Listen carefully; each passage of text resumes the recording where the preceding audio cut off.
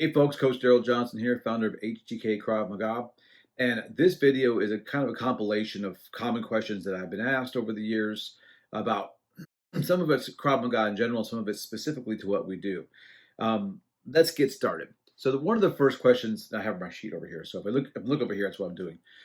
One of the questions I get is it good for kids? And that's yes or no.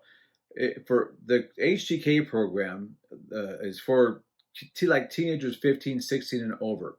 We do occasionally allow younger kids to come in, especially if they're with families, but we found that the pacing and the subject matter and the language we use and the intensity is really better suited for older kids and adults. We have a specific kids program that's Krav Maga based. It's our Hard Target Kids program, and I'll get more on that in another video when I talk about that program specifically. So yeah, is it good for kids? Older kids, yes, and it really, especially if you have kids that are going to be going away, go to college, or they spend a lot of time outside the house. They're not under your watch. Maybe they do after school sports or whatever. So then it's exceptionally good. Question. The couple of things are ubiquitous to Krav Maga. If it's an actual Krav Maga system, it's going to be working on the most instinctive moves possible, a very aggressive response to high level threats, handling the immediate threat primarily. Those are the things that Krav Maga will do across the board. What makes ours really different is the way we have it structured.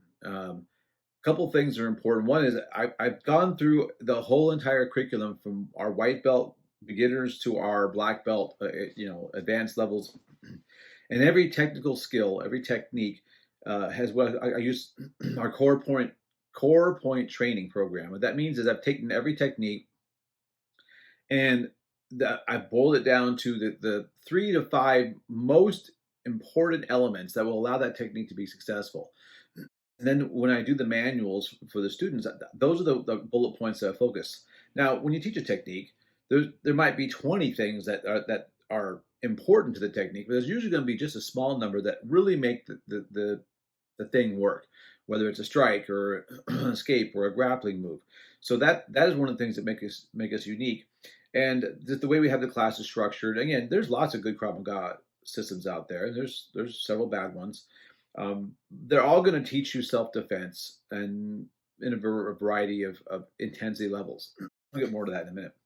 But really, the structure of how we have it structured is everything is laid out. It's not what a lot of schools do. This has been going on since the beginning of time.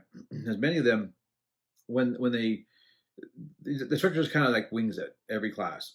It's like, okay, today we're going to do I don't know, we're going to do a night defense. Okay, today we're going to do we're going to do bear hug defense. It's really random. I want everybody to kind of know what to expect for the maximum transmission of knowledge. All right, next question is what's all about the uniforms? Most Krav Maga schools, in my experience, and again, I've been teaching Krav Maga for well over 20 years at this point. Most Krav Maga centers do not have a uniform requirement specifically. They have things like, well, wear a school shirt, or a dark colored shirt, or a plain white shirt. Most of them don't want you to wear shirts with logos of non sequitur stuff, but they don't really enforce it. And most of them you can wear fight shorts or karate pants or jiu-jitsu pants or sweatpants or basketball shorts or jeans. Ours is an academy shirt, or an HTK shirt, and the BDU style pants, and we have our rank belt. A rank belt, it fits on a belt buckle. It's a karate type belt, but it's not a karate belt where you tie it, boom. That's not what we do. Many schools, if they use belts at all, will have the students wearing whatever, bottom wear, shorts, pants, whatever, and a shirt, and then they'll put a karate belt on top of it. Nothing wrong with that. It's just not what we do. One of the things one of the marketing, I don't say marketing angle, one of the benefits often touted for Krav Maga, many people say, well, it's totally non-traditional, it's totally laid back, wear whatever you want, and I see why we do that. And I'm telling you because I've done martial arts styles. I've been teaching since the early 90s. where it's extremely regimented, where you have to have the uniform and the patches that be in a certain spot, and it has to be this, if you have a stripe on it, or it has to be cuff patches, or everything has to be exactly a certain way, and there's no deviation from that. And I've been to the other extreme where you teach classes like, yeah, whatever, just show up. One of the things in my this is the flavoring that I put on our style is I didn't want to walk into a Krav Maga class and have it look like a basketball pickup game, where you have that guy's got a red shirt and some basketball shorts, and that girl, she's wearing like some yoga pants and a green shirt, and that dude over there has got some sweatpants on and a black shirt. Nobody has any indication of rank. You have no idea who the seniors are. You don't even know what kind of class. I mean, obviously, the sign says Krav Maga on the wall, but imagine you were teaching a class in a rec center, and you walk in. I wanted to be very clear that, okay, these guys are all on the same page. They all have a common uniform. They have a united mission. But our uniform is very functional. It's streetwear. It's I often will wear my uniform out and about. If you wear your Brazilian Jiu-Jitsu uniform out in town, that's a little odd. Obviously, I often, when I do Jiu-Jitsu, I often wear my gi pants and I wear a T-shirt, and it's not a big deal. But that is the uniform. And for me, it's kind of a big deal. It symbolizes that we're all the same team. And in some Brazilian Jiu-Jitsu styles and other obviously karate type styles, the uniforms are a very big deal. Like there are some style groups, affiliations, organizations in Jiu-Jitsu, for example, where everybody has to wear the same color uniform and has to have a certain kind of patch on it. And that's a double-edged sword. So for us, I want the uniform to signify the literally unification of what we're doing, the common mindset. That's a big deal to us. All right, next question I get a lot is belt exams. And along with that, like, how long does it take to get a black belt? These are always interesting questions. Now, I have done Krav Maga and I've seen it done where there's no emphasis on ranking and belt exams. And does it work? Sure. And I've seen Krav Maga where it's like the rank exam is the most important thing ever to happen in the world. Does that work? Sure. I think there's a common ground. What happens in Krav Maga, because it's non-traditional, it's not like karate at all, there's some truth to that. But a lot of people will come in like, I don't care about ranking. I just want to learn to be the deadliest person alive. And that's probably true. I will tell you, for every 10 people that have told me that, 9 of them get really excited when they get a chance to level up. There's always that one guy's like, I'm just going to come in my sweatpants with holes and my stained T-shirt, and I'm just going to train like that's how Bruce Lee would have done it. Or that's how the old, and there's nothing wrong with that. I mean, in theory, for us, belt exams are an important way for me as an instructor to look at the class and go, all right, I know kind of where the students are, what they're learning, what skill set they possess, and what they might need to learn. But also the belt exams, and they're not. I mean, beginner belt exams, they're challenging, but they're not like hours long. If your white and yellow belt exams are hours long, I don't think that's a good thing. But hey, if that's the way your school sets it up, that is what it is. But it gives you a chance to test the stuff under an additional layer of pressure. When you do Krav Maga, a lot of what you're doing is under pressure. You're going to have the adrenaline rush. You're going to do things with your eyes closed. You can do things when you're fatigued. You're going to do things when, you have a lot of stimulus going on in class. At least that's the way we do our drills. But when you add a layer on top of that, where hey, now I'm literally being judged on my performance, and for me, at the beginner levels, the most important thing about the belt exam and the testing is how well they perform under pressure. It's not whether the technique is 100% precise. I mean, obviously, I want it to be good, but how do they? It's kind of like, do I believe this? If I have a 120-pound female student, do I believe this technique would be effective against an average size attacker? It'd be a male attacker most likely. Does it mean, and this is an important distinction, I'm getting a little off track, but let me go into this. It does not mean I expect a 120-pound female student to go toe-to-toe with a 200-pound guy in a street fight or a boxing match or kickbox or MMA and come out on top. That's quite ridiculous. It'd be like me as a 185-pound person squaring off against a 400-pound guy. I mean, is it possible that I could come out ahead? Sure. Is it likely? No. Is it smart? No. So that's a big thing. So the belt test, it's a very important part of what we do. And I understand why some instructors don't make it a priority, and I'll say this too, is I noticed that when I wasn't making the belt exam, it could be a rank. It doesn't. We do belts. It could be a patch. It could be a shirt. It could be whatever acknowledgement of rank it is. When we didn't do them, the retention of our students was much less because everybody wants to know where they stand. Everybody wants to be recognized for achievement. That's not unique to Krav Maga. That's just human nature. So we found that having students do regular belt exams, we do ours every 3 months. It depends on. I mean, and you don't. Some people are, I'm going to be out or in this time. It might be a 6 month window. Really, if you're going more than a year between exams, you're probably going to start losing some steam, and that's just the way it goes. Again, some people are going to be fine with that. Most people are going to want some recognition that they're moving up. So for us, belt exams are important. It's not the most. It's not like you have to do it or we're going to kick you out of the club. That's not how it works. But it's an important part of your development as a student. Oh, along with this question, how long to get the black belt? Um, okay, two answers to this. If you started and you did every exam on track and you passed everyone successfully, you're looking 6-7 years from no experience.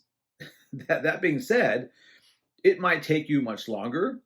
You might never get it, and you don't really need a black belt to be competent in basic self-defense. But obviously, we want you to get the black belt. However, you may go faster. Krav Maga is much like Jiu-Jitsu in the fact, at least the way we teach it, in that it's a performance-based system. So if you are coming as a student, and let's say you have let's say you were an MMA athlete.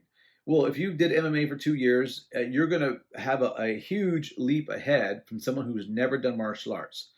At the same time, if you come from years and years of a traditional martial art, that might actually hold you back since a lot of this stuff is very, very different.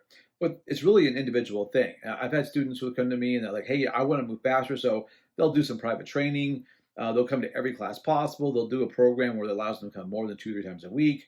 They'll train with their friends. So when someone comes to me and let's say they're supposed to go from, I don't know, green to blue, and that's usually a year, and they go, hey, coach, I've been training with my buddies, and we do this stuff, and I come to class 4 times a week, and I've been doing private lessons with you for 4 months. That person will probably get that all the way to blue belt much faster. So it's not written in stone. And there's a lot of controversy in the martial arts. Some people say, nope, the time and grade must be honored no matter what. There's no way. Only a godlike prodigy would be allowed to move ahead of the belt schedule. I think that's too strict. So that's just my opinion. But you're looking at 6-7 years in our program. Some schools will do it in 4 or 5. Some will do it in 9 or 10. But really, it's an individual thing. I mean, you could really move faster if that was a really important goal. And I recommend that. If you're like, hey man, I'm Krav Maga down. Let's do this. I want to get good. I want to learn all the moves. Cool. All right. Next question I get sometimes, and then these are over the years. This isn't like something that I asked me last week, but what do we do at the bowing? And this is my personal philosophy. When I was doing traditional martial arts, we would bow at the door of the studio. We would bow at the edge of the mats. We would bow to the flags or picture or whatever. And then we would bow to the instructor or the trainer or the coach or the senior student sometimes if they were leading the warm-up. My personal philosophy is I only require students to bow to another human being. And it's not and that means the other person's bowing back. So it's not like there's an emperor up in front of class and everybody's, bowing down to the ground. That's not what I'm talking about. It's a sign of mutual respect. Bowing is much like a handshake. So for us, when we bow with the class, it's like, okay, now it's time to get focused. We're on. And about at the end of class, okay, now we're dismissed. Now you can dial it down. But for us, it's just a symbolizing the end and the beginning of class. It's just like mutual respect. When we're sparring or grappling, often bow. We'll do fist bump. We'll do both. You can high five, hands, whatever. It doesn't matter. But for me, the only bowing I want to see in class that I really I think is important is bowing to a human being at the beginning of class and bowing to a human being at the end of class. And I like bowing to your partner if you're going to be doing any kind of contact where there's a live play, like hey, we're sparring, or we're doing grappling, we're doing combination of both. If I have an affiliate instructor who wants their students to bow to flags and doors and floors, that's okay. That's the culture of that academy. I'm not going to like say, oh, you can't teach my Krav Maga if you make your students bow to a flag. I'm not going to do that. That's an again academy culture thing. All right, next question I get a lot. How long are classes? Now for us, it's 45 minutes to an hour, and this is an ironically confrontational thing. For many people, the concept of class times is more is better. If a 45-minute class is good, then an hour and a half class must be twice as good. And I get where they're coming from. I mean, if you're buying like I buy bulk chicken, if I'm buying 3 pounds of chicken for my meal prep, 6 pounds is twice as good, and that's probably true because it's a commodity. Here's the reality, and again, I've been teaching for over 30 years, is that what more isn't better, better is better. And the way human beings work is we tend to be able to focus for learning on like 15, 20-minute blocks. So in a 45-minute class, you got a little warm up. I have two basic 20-minute blocks in the class, 15, 20 minutes, give or take. It allows me to really go deep on a couple of techniques or a concept. Like maybe we'll do a technique, and then maybe I want to spend the next segment working on how to apply this in sparring, or apply this in fighting, or apply this in scenario-based drills. And it's time for, you get a pretty good workout, you retain the material, and it makes so if you're doing class recreationally, maybe you travel 20, 30 minutes to get there, you're in the building for 45 minutes to an hour, and you travel 20, 30 minutes back. That's an hour and a half of time. If you require your students to be there for an hour and a half, then now you're looking at like 3 hours of their day.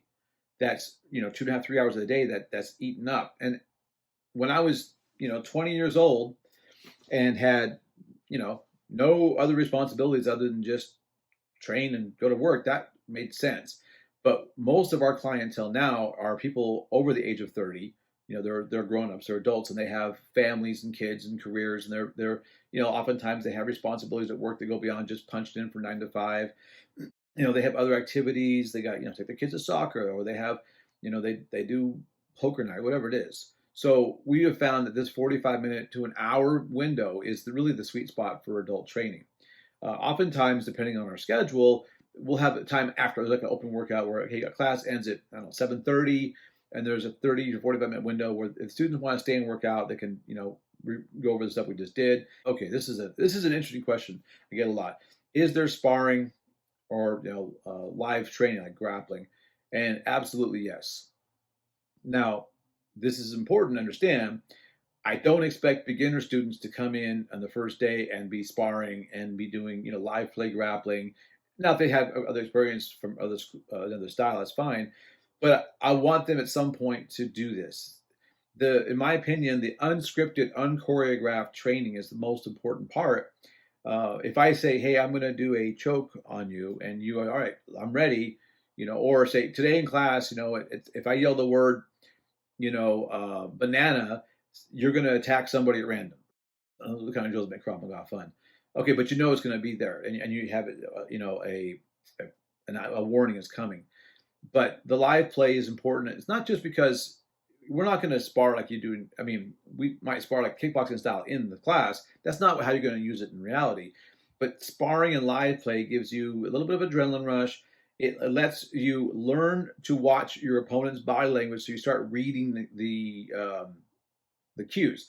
Oh, they're going to kick. Oh, I see a punch coming. Oh, okay. They're shooting for a takedown. Oh, okay, I see. Okay, now we're doing jitsu. I feel his weight shifting here, so he's going to shift to side mount or whatever it is. Those are really important skills that you cannot really get through theory. Watching YouTube videos or doing solo forms and solo drills. The only way you're really going to grasp those kind of intimate, knowledge kernels, or lack of a better word, it's a dumb word, but only way you're going to get that skill set is by actually doing the live play. It's just the way it goes. If some schools, and I know there's a big years ago, I remember there was a big discussion about, well, I don't think we should spar in Krav Maga. It's too dangerous. And it's dangerous, sure, but I've seen way more injuries in people playing recreational softball because they're not warmed up, whatever. The reality is let's say you are you're a student and you want to train, or you want to spar because you have some kind of medical, you can't take, you have a detached retina. Okay, well, you can work on your training. I would say this. I don't think I would get someone up to, I'm going to tell you straight up. If you don't do any live play and sparring, and we can, it be modified, I can't get you to black belt.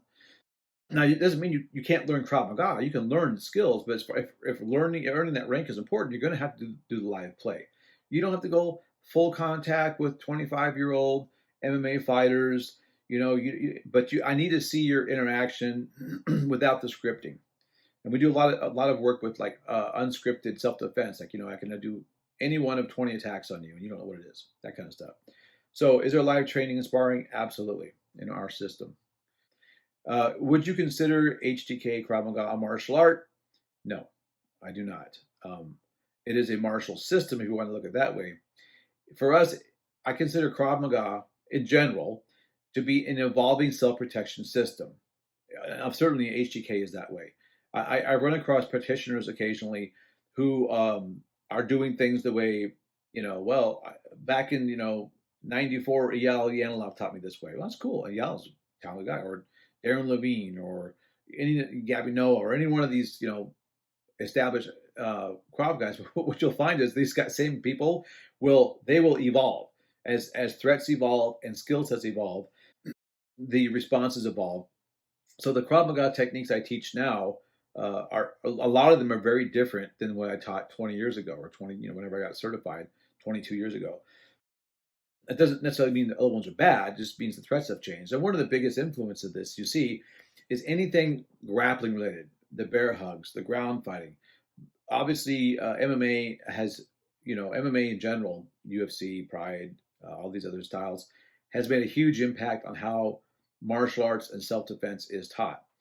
MMA is not self-defense. MMA is a fighting system. It's a great fighting system, and it's probably one of the best ways to prepare for the rigors of hand-to-hand combat. But it's not the same.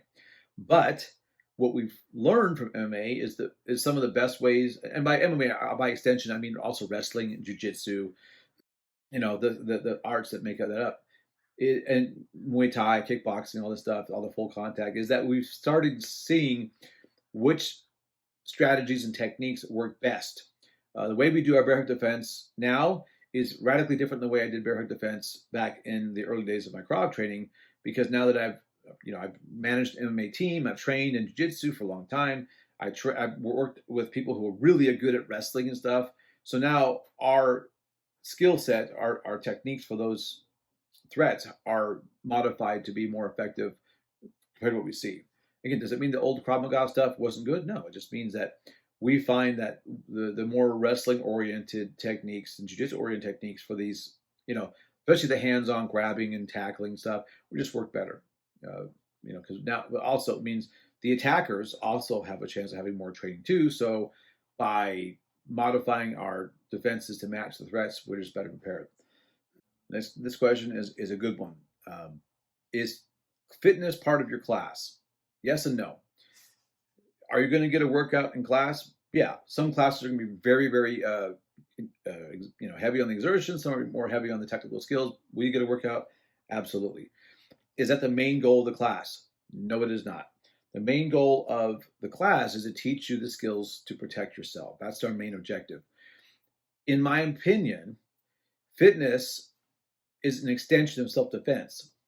I know a lot of people in the martial arts who are really good at their technical skills, their knowledge, but their conditioning is so poor that they would lose a fight to a flight of stairs. And I don't think that's important. Do you need to be an endurance triathlete model, triathlete and a model, with abs? No.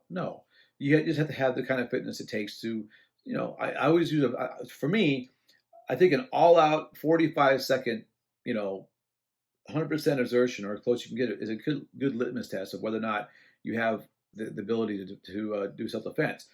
Most fights are going to last way less than that. A few last longer. But if you can go to your gym and you can just go after a heavy bag and do ground and pound on the floor and do sprawls, and you can do that for 45 seconds all out, and you are able to get through that and still have a little bit of pop at the end, that's a pretty good standard. That doesn't sound like much if you're not used to it, but I'll guarantee you, if you haven't trained in a while or you haven't worked out in a while, you probably will fail that test. And I mean, you might get to 45 seconds, but you'll be so tired at the end, that your punches and your elbows will have zero impact, and that's not a successful round. So for me, that's kind of what I look at as like a very raw measure. Obviously, there's more to it than that. But yes, fitness is a very important part of what we do. If I had someone come to me as an instructor that was obese, I would not certify them in Krav Maga. I mean, not until they fix that. I mean, because again, I don't need you to be a ripped fitness model or be able to do a 100-mile run through the trails, but you have to represent the art, well, the concept. So you have to look like, hey, this person takes care of him or herself. This person actually kind of walks the walk. Is able to do the stuff that they're barring injury or condition. Obviously, if they're missing an arm, it's going to be different. Or if they have a knee that's not is being held together by duct tape, that's different. But as far as the physical presence, they have to look the part. This is a personal peeve of mine. Is massively obese martial arts instructors, and that's just it's just a thing. There's it won't be they won't be certified under me. And there might be people who think that I can only certify somebody who could do could pass the BUDS training for Navy SEALs. That's their prerogative. In our system, fitness is an important part of what we do. It's not the goal. Like, we don't come to a Krav Maga class to get in shape. It's a byproduct of the training. But yeah, so fitness is important. All right, that's this round of questions. If you have any more questions, send them over to me. I will answer them best of my ability. Again, some of these questions are specific to what we do in HTK, but a lot of them are pretty general for Krav Maga and really reality self-defense. And that could be Jeet Kune Do or whatever hybrid styles that are out there. If the goal of the style is preparing for self-defense outside the ring or cage or whatever, then that's going to be kind of fit this mold.